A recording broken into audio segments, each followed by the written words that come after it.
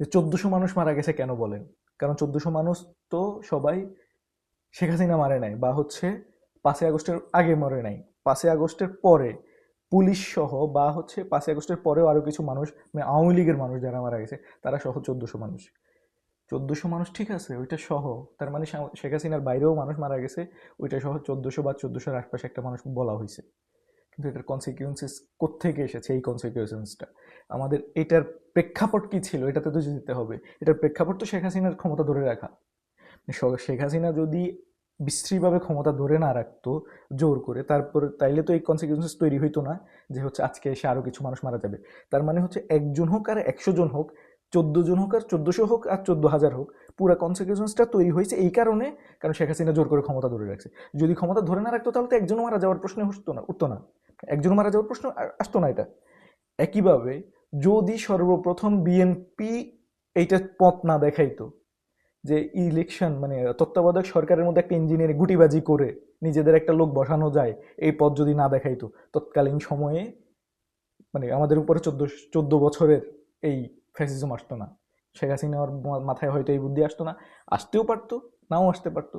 কারণ শেখ হাসিনা তো এই পথ দেখাই নাই, এই পথ তো দেখাইছে বিএনপি।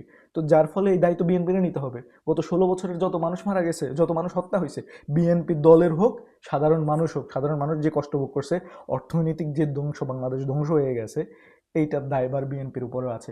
আজকে বিএনপির বিরুদ্ধে কেউ কথা বলছে না।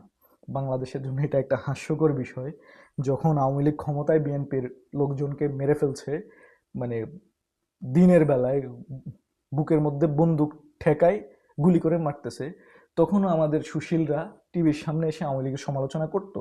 আওয়ামী লীগের সমালোচনা করার শেষে 2 লাইন বিএনপি সমালোচনা করতো, যে হ্যাঁ বিএনপির সময় হাওয়া ভবন এই ধরনের সমালোচনা আছে, আমরা যেন বিএনপি আসলেও এগুলো না শুনি।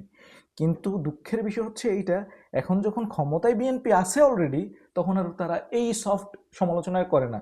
মানে আওয়ামী লীগের বিষয়ে দুই কথা বলে বিএনপির বিষয়ে একটু সমালোচনা করতো, কারণ ব্যালেন্স রাখতে হবে। এখন আর তারা ওই ব্যালেন্সটা রাখছে না।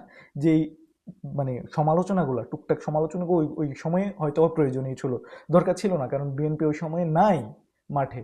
তারপরেও 2 লাইন সমালোচনা করতো ব্যালেন্সের জন্য।